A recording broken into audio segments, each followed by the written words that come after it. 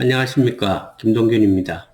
이번 강의는 브라마 이슈, 즉 브랜드 마케팅 이슈 강의로서 최근에 유니버시티 오브 펜실베니아에서 진행된 뇌 연구에서 소비자의 브랜드 의사결정 프로세스에 대한 새로운 발견이 포함되어 있었다고 합니다. 이번 강의에서는 발견된 뇌 연구의 결과를 심층적으로 확인하고 브랜드 마케팅을 위한 새로운 인사이트를 찾아보려고 합니다. 그럼 이제 강의를 시작하겠습니다. 기업이나 브랜드의 성장은 시장 자체가 성장하는 것이 아니라면 경쟁 우위를 통한 점유율 확대일 것입니다. 전략 컨설팅 회사 설립자인 레슬리 제인과 유니버시티 오브 펜실베니아의 마이클 플랫 교수는 그들이 쓴 글에서 기업 간의 전쟁은 인터넷이나 유통점에서 일어나는 것이 아니라 가망 고객의 잠재의식 속에서 일어난다라고 합니다. 최근 유니버시티 오브 펜실베니아에서 진행된 뇌 연구가 밝혀낸 뇌 속의 브랜드에 대한 연상들의 네트워크인 브랜드 커넥터움이 바로 브랜드의 성공을 가늠하는 척도이고 성장을 예측하는 강력한 지표가 된다는 것입니다.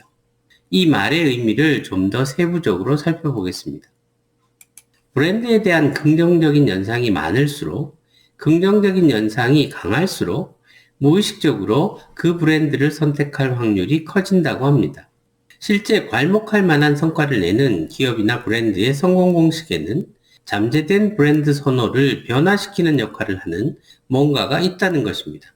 그것이 바로 소비자의 잠재의식인데, 소비자의 마음속에 브랜드에 대한 긍정적인 연상이 확장되면서 자신이 의식하지도 못한 상태에서 자신도 모르게 특정 브랜드를 선택하게 될 정도로 해당 브랜드에 대해 형성된 긍정적인 의식입니다.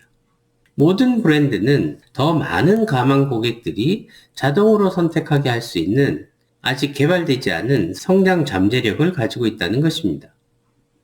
브랜드를 성장시키고 성공적인 성과를 창출하기 위해서는 가망 고객의 잠재의식 속에 브랜드 연상의 나무를 심고 긍정적인 연상과 기업들로 이 나무를 키워서 고객의 뇌 속에 더 넓은 영역을 구축해 나가야 한다는 것입니다.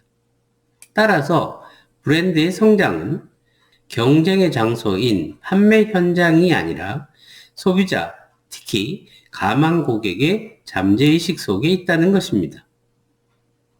앨리스와 잭 트라우트는 일찍이 그들의 저서 포지셔닝, The Battle for Your Mind에서 말하기를 브랜드는 각각 소비자들의 마음속에 단 하나의 고정된 컨셉으로 나타내는 단일화된 것이다. 각각의 제품을 하나의 컨셉과 연결하는 것도 어려운 일인데 두세 개의 컨셉과 연결하는 건 거의 불가능하다. 포지셔닝에서 가장 어려운 부분은 소비자에게 각인시킬 하나의 구체적인 컨셉을 선택하는 것이고 가망 고객의 인식의 벽을 뚫고 들어가서 이 하나의 컨셉을 심어야 하는 것이다 라고 했습니다. 리스와 트라우트의 글에는 의미 있게 해석해야 할 점들이 있습니다. 먼저 브랜드가 소비자의 기억 속에 존재한다는 것은 이미 과학적으로 증명되고 있습니다. 하지만 하나의 브랜드 컨셉만 전달해야 한다는 것은 해석의 여지가 있는 것 같습니다. 이후에 설명하겠지만 하나의 컨셉으로 전달하지만 의미나 연상에 확장성이 있어 여러 가지 풍부한 연상을 창조하는 통합적이고 강력한 메시지를 갖는 커뮤니케이션이 효과적이고 효율적입니다. 그 이유에 대해서 차근차근 설명해 보겠습니다. 최근에 뇌 연구 결과에 따르면 모든 브랜드는 서로 연결된 일련의 연상들을 가지고 있다고 합니다. 이러한 연상들이 본능적으로 특정 브랜드의 호감을 갖게 하고 이 브랜드를 가장 자주 사게 하는 힘이 되는 것인데 그것이 바로 다면적으로 축적된 연상들의 생태계라고 합니다. 이 생태계에 긍정적인 연상들을 보다 많이 가질수록 브랜드는 더 건강하고 성장 가능성도 큰 브랜드가 되는 것이죠. 그래서 특히 하나의 메시지도 전달하기 어려운 디지털 환경에서는 브랜드가 하나의 컨셉으로 커뮤니케이션하고 포지셔닝 하는 것은 매우 바람직하지만 연상이 제한적인 단일한 메시지를 고집하는 건 브랜드 성공에 오히려 해로울 수 있습니다. 연구 결과에 따르면 특정 카테고리에서 지배력이 강하거나 성장성이 높은 브랜드일수록 터질 듯이 많은 긍정적 연상을 가지고 있다고 합니다. 브랜드 연상들을 소비자의 마음속에 새기기 위해서는 인간의 커넥톰에 대해 명확히 이해할 필요가 있습니다. 미국의 비영리 연구기관인 Brain Preservation Foundation에 따르면 뇌 속의 신경 연결 지도가 바로 커넥톰입니다. 미국 국가건강기구가 자금을 지원해서 수행한 The Human Connectome 프로젝트는 뇌를 샅샅이 연구해서 인간이 어떻게 의사결정을 내리는지에 대한 새로운 발견을 했다고 합니다. University of Pennsylvania의 약학대학은 이 프로젝트를 기반으로 새로운 뇌지도 모델을 소개했습니다. 그들의 발견에 따르면 특정 고객의 뇌 속에는 해당 고객이 특정 브랜드에 대해 가지고 있는 연상의 네트워크가 만들어져 있다는 것입니다. 이것을 브랜드 커넥톰이라고 부르는데 해당 고객이 인지하는 모든 브랜드에 대해 각각 커넥톰이 구축되어 있다는 것입니다. 또한 특정 브랜드 커넥톰 내에는 긍정적인 연상뿐만 아니라 부정적인 연상들도 같이 연결되어 있다고 합니다. 이러한 연상들은 지속적으로 축적되거나 소멸되기도 한다고 합니다. 쉽게 비유하자면 브랜드는 마치 소비자의 잠재의식 속에 뿌리를 내리고 있는 나무와 같아서 브랜드를 처음 각인시키는 것은 소비자 뇌 속에 나무를 심는 것과 같고 브랜드가 성장하면서 많은 연상이 추가되어 브랜드를 지탱하는 더 많은 가지들이 생겨나는 셈이 됩니다. 가지들이 기억 속에 뿌리를 내림에 따라 나무는 뇌 속에 더 큰 영역으로 확장해 간다는 것입니다. 브랜드 커넥톰은 브랜드의 성공을 가늠하는 척도이자 성공을 예측하는 강력한 지표라고 합니다. 왜 그런 주장을 하는지 알아보겠습니다. 2002년에 심리학자이자 행동경제학자인 다니엘 칸느만은 인간은 이성적인 의사결정 과정을 거치지 않고 지름길같이 빠른 의사결정을 하고 논리적 결정이 아닌 단순화되고 직관적, 즉흥적인 판단을 내리는 경향, 즉 휴리스틱스도 있다는 획기적인 이론을 내놓아 노벨상을 수상했습니다. 그 빠른 의사결정과 즉흥적 판단을 가능하게 하는 것이 바로 뇌 속에 축적된 연상들과 기업들의 역동적인 네트워크 때문인 것입니다. 모든 브랜드는 각각 하나의 브랜드 커넥톰을 가지고 있습니다. 해당 소비자가 늘 찾고 본능적, 무의식적으로 찾는 브랜드는 뇌 속에서 다른 브랜드보다 강한 영역을 구축하고 있고 보다 많은 긍정적인 연상을 가진 브랜드인 것입니다.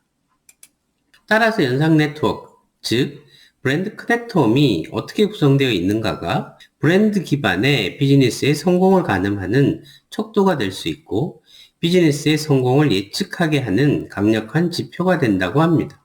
왜냐하면 브랜드가 일관된 메시지를 전달해서 다수의 소비자들이 이 메시지를 기억하고 연상하면 그것이 바로 브랜드 자산이 됩니다.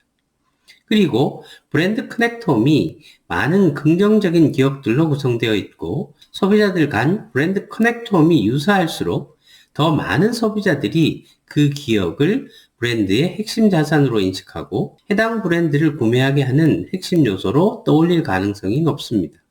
만약 특정 브랜드가 전달한 메시지가 각 소비자들마다 완전히 다른 의미나 연상으로 받아들여진다면 그 브랜드는 더 이상 브랜드가 아닙니다. 결국 브랜드란 잠재 고객의 마음 속에 새겨진 유사한 연상의 모음이고 브랜드 자산은 다수의 소비자에게 공유된 기억이나 연상인 브랜드 커넥톰인 것입니다. 실제로 긍정적인 기억들로 가득 찬 강력한 브랜드 커넥톰은 다수의 소비자와 감성적 연결고리까지 형성하는 그런 경우가 많습니다. 마이클 플랫은 그의 연구에서 고객들과 긍정적이고 강한 감성적 연결고리를 창조한 브랜드들은 뇌 속에서 브랜드와 공감을 형성하고 브랜드와 유사한 개인의 아이덴티티를 만들어낸다고 합니다. 이 연결고리가 강할수록 브랜드에 대한 강한 로열티가 형성되고 브랜드를 이탈할 가능성은 낮아집니다. 강력한 개인의 아이덴티티를 브랜드와 공유하는 고객들은 브랜드에 대한 정보를 주변 사람들과 적극적으로 공유하고 바이럴을 만들어낼 가능성 또한 크다고 합니다. 강력한 브랜드 커넥텀을 만들어 가려면 우선 긍정적인 정보와 연상들로 브랜드의 마인드 쉐어를 확보해야 합니다. 어떤 특성을 가진 소비자이든 상관없이 소비자들은 그들의 마음속에 가장 강력하고 긍정적인 커넥텀을 가진 브랜드를 선택합니다. 이런 선택은 소비자들이 인지하지 못하는 사이에 무의식적으로 일어납니다. 긍정적인 연상이 오래 누적되어 풍부한 브랜드일수록 우리의 마음을 지배하는 강도가 크고 우리에게 보다 중요한 브랜드로 자리 잡게 되어서 우리는 본능적으로 그 브랜드에 손을 뻗게 되는 것입니다. 브랜드가 고객에게 미치는 영향의 정도를 묘사하는 용어가 마인드쉐어인데 최근에 발견된 뇌 연구 결과로 인해 이제 시장 리더가 되고 이를 유지하려면 그들의 연상 생태계를 지속적으로 육성하고 성장시켜 가야 한다는 일종의 전략적 지침을 제시하는 용어가 되었습니다. 만약 그렇게 하지 못한다면 신규 도전자들이 고객의 마음속에 뿌리를 내리고 그들 브랜드로 대체할 것이니까요. 가망 고객이 선호하는 브랜드가 되려면 브랜드 커넥텀은 경쟁 브랜드의 커넥텀보다 더 크고 더 긍정적인 연상들로 구성된 커넥텀이 되어야만 합니다. 그렇다면 어떻게 브랜드 커넥텀이 비즈니스의 성장을 유발하는가? 그간 발표된 다수의 브랜드 이미지 연구들은 고객들이 브랜드에 대한 새로운 정보를 얻게 되면 뇌의 기억 구조가 확대된다는 것을 증명하고 있습니다. 이들은 이것을 브랜드 브랜칭, 즉 브랜드 가지치기라고 부릅니다. 마치 나무가 영양분을 받은 것처럼 새로운 정보가 전달되면 뇌는 그 브랜드에 대한 새로운 기억을 담아둘 작은 가지를 싹 틔웁니다. 이러한 브랜드 가지치기는 긍정적 정보뿐만 아니라 부정적 정보에 대해서도 동일하게 일어납니다. 실제로는 긍정적인 정보보다 부정적인 정보가 훨씬 강력하게 기억 생태계에 손상을 주고 브랜드 가치도 훼손시킨다고 합니다. 가끔 성장을 갈구하는 시장 리더가 잘못된 곳, 예를 들면 판매 접점에서 성장 방법을 찾고 있는 경우가 있는데 시장에서 성장하려면 먼저 가망 고객의 잠재의식 속에 브랜드 커넥텀, 즉 브랜드 나무를 키워가야 합니다. 이 과정에서 방법, 즉 브랜드에 요구하는 전략적 무기는 명확합니다. 바로 긍정적 연상이라는 영양분을 공급해서 연상 네트워크를 강하고 넓게 성장시키는 것입니다. 그렇지 않으면 그 나무는 결국 시들고 죽어버립니다. 기존 브랜드뿐만 아니라 신규 브랜드도 성공적으로 브랜드 커넥텀을 만들어갈 수 있습니다. 단기간에 고객 마음속에 자리 잡은 브랜드는 강력한 연상으로 고객의 기억 속에 뿌리를 내리고 매우 밀접하게 연관된 다수의 연상으로 새로운 가지치기를 함으로써 고객의 마음속에 빠르게 브랜드 커넥텀을 형성하고 기존 브랜드의 커넥텀을 대체해 가는 것입니다. 브랜드는 브랜드의 각 라이프 사이클에 아직 발견되지 않은 성장 잠재력과 성장 기회를 가지고 있습니다. 왜냐하면 모든 브랜드 커넥텀은 인간의 뇌처럼 분명 역동적으로 움직이고 있고 끊임없이 배우고 변화하고 있기 때문입니다. 인간의 뇌가 뭔가를 배우고 습득할 능력을 가지고 있는 한 어떤 브랜드도 어떤 라이프 사이클 단계에서도 경쟁 구조를 변화시키면서 가망 고객이 선택하는 브랜드가 되기 위해 새로운 가지를 만들어가면서 성장할 수 있는 것입니다. 다음에 제시하는 세 가지 원칙은 아마도 브랜드 연상 네트워크를 체계적으로 관리하고 매출 성장을 가속화시키는 데 도움을 줄 수 있을 겁니다. 첫 번째 원칙은 부정적인 연상들은 긍정적인 연상들로 대체하는 것입니다. 브랜드 커넥트홈을 타겟 고객의 마음속에 긍정적으로 성장시키기 위해서는 브랜드에 대한 부정적인 연상을 제거해야 합니다. 하지만 부정적인 연상에 대해 설명을 해서 이해시켜서 없애려고 노력하기보다는 긍정적인 연상에 대한 메시지들을 새로 만들어서 이를 대체하는 것이 효율적이고 효과적입니다. 핵심은 긍정적인 연상들로 부정적인 연상을 대체하라는 것임을 명심해야 합니다. 두 번째 원칙은 단일한 아이디어가 아니라 다수의 풍부한 연상을 창조하는 마케팅 커뮤니케이션을 개발하라는 것입니다.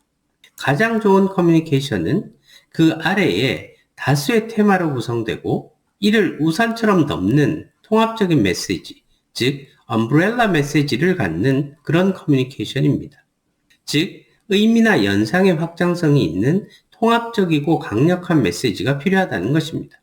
만약 광고가 전달하는 메시지가 단일 메시지로 연상이 된다면 가망 고객의 마음속에 있는 브랜드 네트워크는 풍부하기보다 메마르고 빈약한 나무로 남을 것입니다.